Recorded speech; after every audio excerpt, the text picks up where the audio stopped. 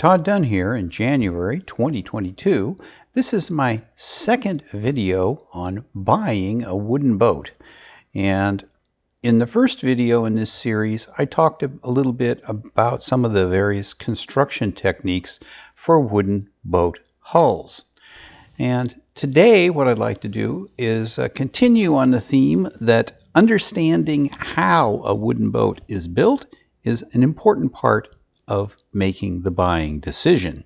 So today I'm going to talk about how decks and cabin tops are built, both traditional construction and more modern construction techniques. We're going to start talking about deck construction by looking at the framework that the deck is built on. Now this drawing shows a view looking down from above at a boat without its deck on, but it does show the bones, if you will, that the deck itself is built on. And a couple of things that are important to see. Of course, around the outside of the drawing, we see the planking of the hull, whatever form that planking takes. Just inside that, you can see some little rectangles that are the frames when you look down. And then inside the frames, there is a plank that goes the length of the drawing. And that's the clamp. The clamp is attached to the frames, either by screws or by bolts. And on top of the clamp are the deck beams. The vertical location of the clamp and the deck beams is set so that when the deck planking is put on, it will be flush with the top of the hull planking. This drawing illustrates the relative positions of the different parts of the substructure for the deck a little bit better. On the top of the drawing, we have the view from above, showing the frames, the clamp, and the deck beams. And down below, we have a side view looking from inside the boat toward the outside. And you can see the vertical frames there and the clamp, which is bolted to the frames, and on top of the clamp, the deck beams. And the deck beams and a distance below the top edge of the hull planking that's equal to the thickness of the deck planking. Another thing, if you look at the upper part of the diagram, you'll notice that there is a gap between the clamp and the outer hull. That is the width of the frames, and that the deck beams do not extend over that gap. That's intentional, so that at some point in the future, if you need to, for example, sister a frame, you can steam up a frame and slide it down between the outer edge of the deck and the hull planking. So that's something that you want to be aware of if you have a traditionally Carvel planked boat to facilitate future repairs. Although it doesn't show in these diagrams, deck beams are not straight beams. They're curved, and they're curved in such a way that the center of the deck is higher than the edges. In other words, they're convex up. And that curvature is called camber, and it's there so that water will run off the deck. If the deck was flat from side to side, I think you can see that it might collect water, and that's not a good thing. Now, because of the fact that these beams are curved, they are normally either steam bent using a mold or laminated to generate the required curvature. The clamp and the deck beams are common to all styles of wooden boat decks. But however, the deck itself can be built a number of different ways. One method is to have what's called a traditionally laid planked deck, where the deck planking is attached directly to the deck beams. And I've illustrated in this drawing the two most common ways of planking a deck. for a traditional deck. One is called straight laid planking, and that's in the upper part of the diagram, where we have straight planks that are parallel to the center line of the boat, and they simply extend out to the edge of the clamp, and they are screwed to the deck beams. And there are also filler pieces between the frames that sit on top of the clamp to fill that space so that the ends of the planks can be screwed down. So this is one method of laying the planks down. The other method is illustrated in the bottom drawing, and this is called sprung planking, in which the planks are laid out as curved planks, and the curvature is such that the edge of the plank is parallel to the outer curvature of the hull. Now, curved planks are not going to extend out to the outer edge of the clamp. Instead, they're going to end at some other point, and that point is usually an additional plank that's laid down the center line of the boat, and that's called the king plank. There is blocking underneath the king plank between the frames to facilitate attaching the ends of the actual deck planks to something. And you can see in this drawing I've shown a typical pattern for insetting the ends of the deck planks into the king plank. Now, on some boats, the king plank will have straight edges, and the planks will simply end there. But that leads to nice pointed ends to the planks, which are a little difficult to fasten properly. So it's more common, particularly on yachty boats with a sprung deck, to have the ends of the planks sort of cut off and inset into the king plank. In both cases, straight planking or sprung planking, the planks are attached directly to the deck beams, normally with wood screws. And the wood screws are countersunk into the planks, and their tops are covered with bungs. Now, this is an area that can potentially lead to a problem, in that if the bungs leak, water can get in around the wood screws and drain through the screws into the deck beams and rot out both the planks and the deck beams.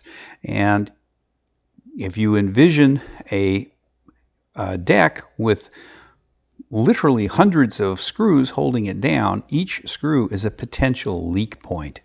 So if you have a traditionally laid deck where the planks are directly attached to the deck beams, it's important to maintain the deck and the bungs over the screws so that leaking does not occur. Now, one other thing this diagram shows is a board called a covering board. That board sits on top of the deck planks, and it extends out over the gap between the outermost deck plank and the hull planking. That gap is there, you'll recall, to provide the possibility of putting a new frame down into the hull. But this covering board simply covers up that gap. And it's very important, if you're buying a wooden boat with a traditionally laid deck like this, that the covering boards be in good shape and that they be well caulked, where they are attached to both the top of the hull planking and the deck planking. Another thing that's shown in the right-hand side of the drawing is a look at the planks from the edge, and it illustrates a couple of things. These planks are edge set together. In other words, they're pressed together so their edges are firmly butted against each other. And there is a caulking bevel of some sort cut into the planks about halfway through the plank. And that caulking bevel is where you would hammer in caulking cotton and then put some sort of seam compound over the top. Now, there are both sort of wedge-shaped caulking bevels Or on a more modern boat, the caulking bevel might actually be just a little rectangle that's cut out of the corner of the plank that is filled with a synthetic caulk to seal between the planks. And it's very important that there be no gaps between the planks, or of course the deck will leak. Traditionally laid decks are normally found on more expensive boats that were built with the intention of lasting for a while. On cheaper boats, which may have been built quickly and to a price point and really weren't intended to last that long, you will often find canvas decks. That's not to say that you won't find canvas decks on expensive boats. Sometimes you do. Now, canvas decks, unlike traditionally laid decks, do not depend on caulking between the deck planks to make them waterproof. Instead, they have a layer of canvas over whatever the deck surface is, and the canvas provides the waterproofing. Now, there are a number of different sort of deck materials used for a boat with a canvas deck. There can be just planking laid on the deck. Normally, it's going to be straight laid planking, as shown in the upper part of this diagram. And if the boat is a little bit more expensive boat, the straight laid planking may only extend out to the outer edge of the shear clamp, as shown in the top part of this upper diagram. Or if the boat's a little cheaper and really isn't intended to last all that long, the straight laid planking may extend all the way out to the outer edge of the shear plank or top plank on the hull, covering up the gap between the clamp and the planking, and hull planking, so that you can't drop in repair frames. And on an even less expensive boat, the deck material may be plywood. And although I've only shown half of the deck covered with plywood here, the plywood would normally extend all the way across the deck from the outer edge of the hull planking on one side to the outer edge of the hull planking on the other side. Now, although this method is usually found on less expensive boats, canvas decks do have some advantages. One is that the planking, be it straight laid planks or plywood, is normally thinner than the planking in a traditionally laid deck, which makes the deck lighter. It also can make it a little bit more springy, although a plywood deck will be less springy than a straight laid plank deck. Now, I should point out that in the case of a slightly more expensive boat with a canvas deck, where there is still the gap over the frame bay, there will, of course, be covering boards over the top. And basically, when you build a canvas deck, what you do, let's say with straight laid planking, is you lay the planking down. Instead of having just rectangular sections that are edge set against each other, the builder will often use tongue and groove planking that inset into each other and make a somewhat stiffer substrate. And consequently, they can get away with thinner planking. And that is just screwed down to the deck beams. Screws are slightly inset into the planks, probably not bunged over. And then over the top of the planking, in a traditional old boat, there'll usually be a layer of a rot preventative, normally lead oxide putty, white lead putty, which is just troweled out over the top of the planking. And then the layer of canvas is stretched over the top of the planking. And once it's been stretched, it is attached to the planking, sometimes with staples, sometimes with copper brads, but it's held down along the outer edges. And then the canvas is painted. normally with a traditional oil paint, and that paint is what provides the waterproofing. So maintaining a canvas deck is done simply by repainting with a traditional oil paint. And that painted canvas can go over a straight laid deck or over a plywood deck.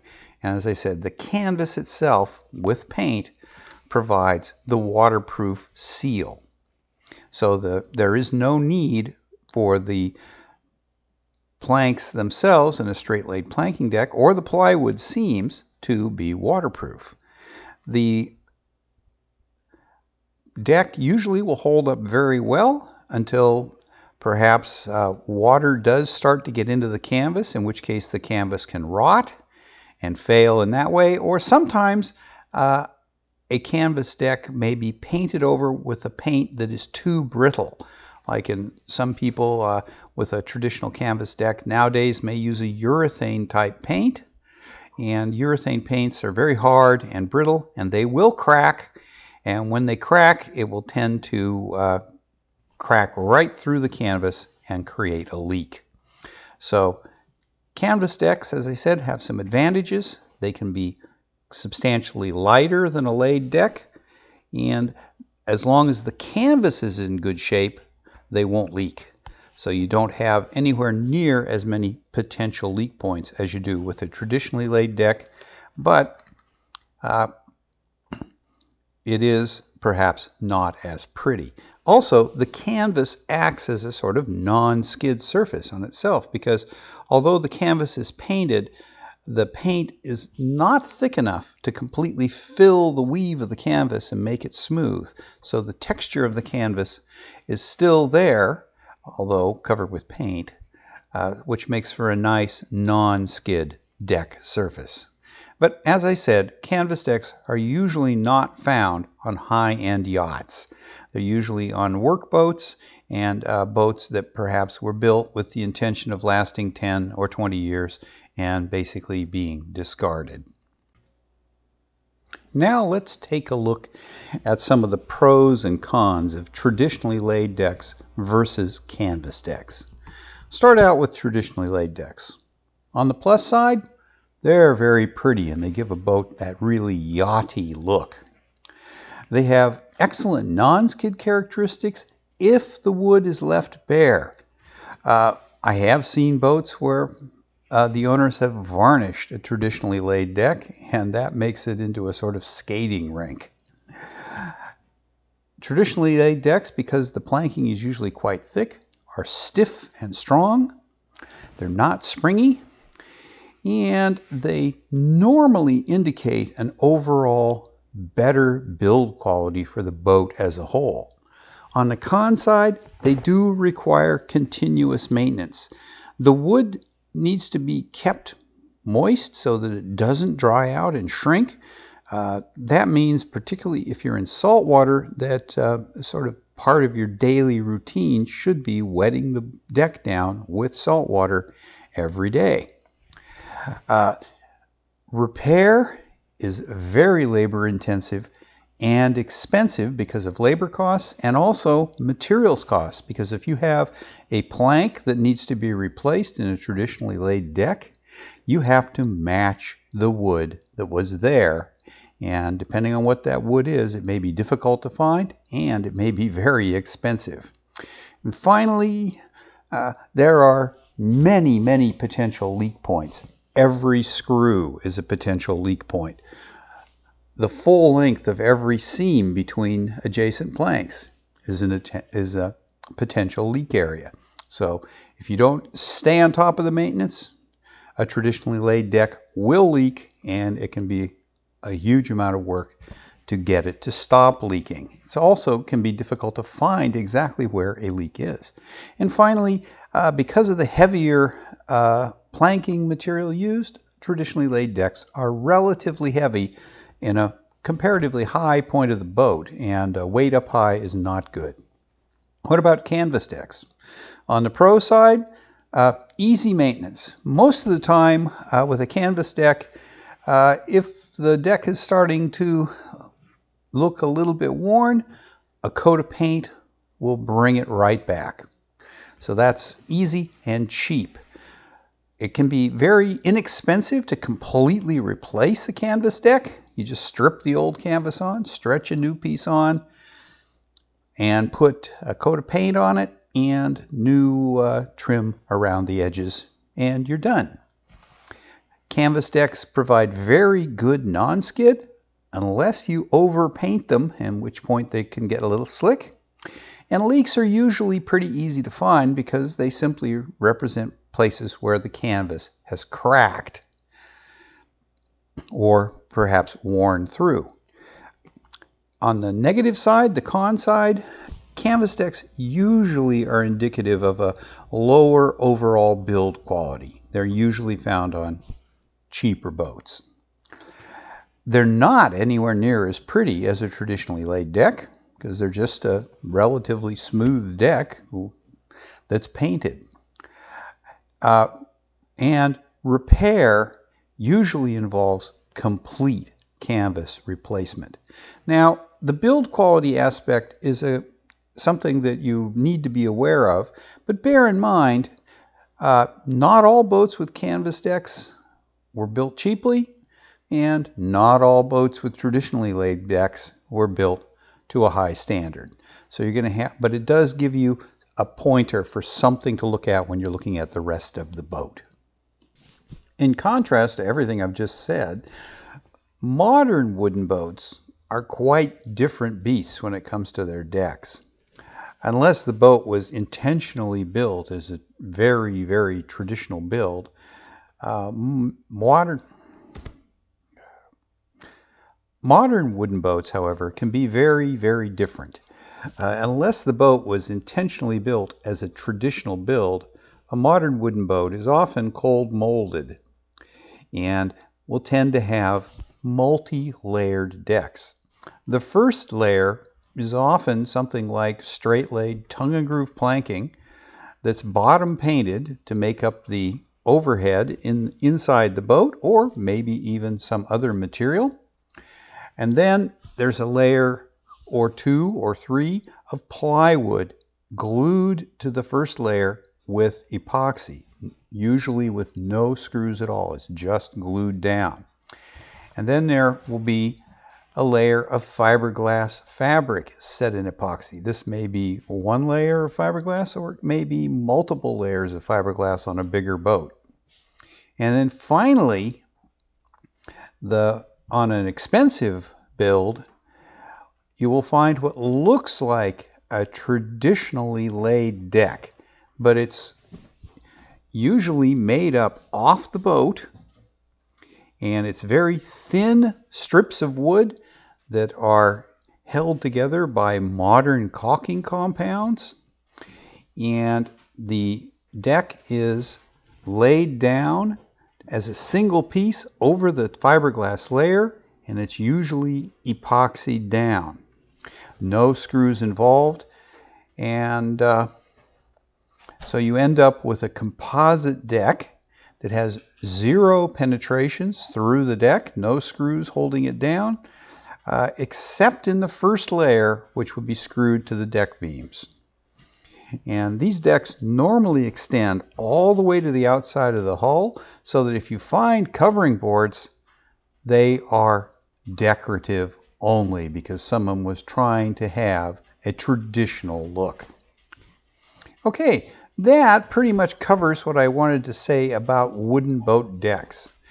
I wanted to take this much time to discuss wooden boat decks because decking is very important to the integrity of a wooden boat. The reason is that rainwater is one of the primary mechanisms for transporting rot spores onto your boat. And if the deck leaks, those rot spores get down into the body of the boat and can create havoc. So a quality deck that doesn't leak is something you really want to look for on any wooden boat that you're considering buying. I was going to go over cabin tops, but this video has gotten a little bit long, so I'm going to end it here and do a separate video about wooden boat cabin tops. Okay, thanks for watching. Hope you enjoyed it. If you did, please give me a thumbs up. And why don't you consider subscribing to the channel and maybe even clicking that notification bell?